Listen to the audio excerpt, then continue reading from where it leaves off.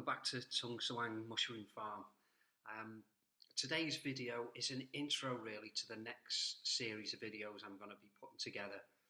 I've got the main grow areas working well and we're getting some very good yields, some days up to sort of 40 kilos a day.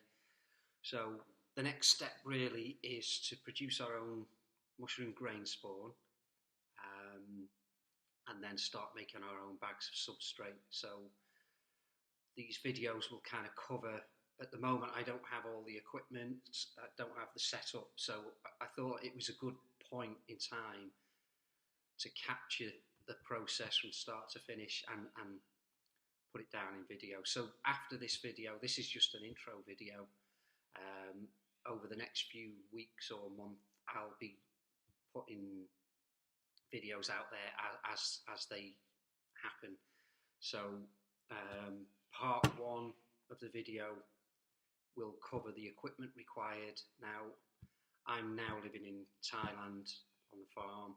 I had all the equipment back in the UK, but I couldn't ship it over here. So I can help if people are looking at making grain spawn in the UK.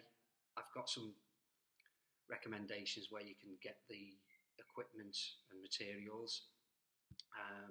In Thailand, it's a different ball game. One of the issues I've got is I don't read or write Thai, so sourcing equipment can be difficult, but hopefully my wife will help me with that. Typically, most of the stuff we get online is through Lazada, so you can put a search in English and nothing shows up, but if you know what it is in Thai, you type that in and thousands come up. So I'm going to go through that process and explain all the equipment that we use. I know I've done it in the UK. So typically, starting point is you're going to need a pressure cooker, jars for putting the grain in, some form of netting for draining off the grain when it's been soaked. So I'll cover it sort of step by step, links to the materials I buy or equipment that I buy, just as a guide for you more than anything. You know, you can source the stuff from wherever you like. It's just sometimes it's difficult to find it, especially at some point you're going to need a HEPA filter. Now, again, if you search online for HEPA filters, you generally get the tiny little ones that go in sort of small air conditioning units. They're just not adequate. You need more of an industrial type HEPA filter. But hey, if there's someone out there who's having success with something they've kind of cobbled together with different things, then please, you know, put it in a post. So as I say, this is just the intro. Over the next few weeks, I'll get everything down, and you'll see from start to finish how everything goes.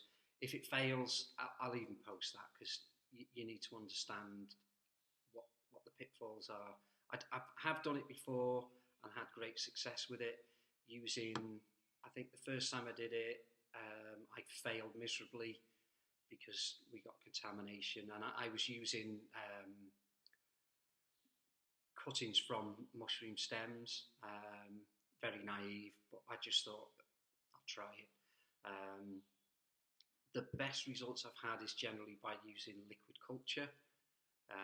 The issue I have with that is I can't source that in Thailand, so that's not an option for me. So we're going to be looking at cutting stems and putting into grain, and also Petri dishes. So we'll put in there and see how things go there.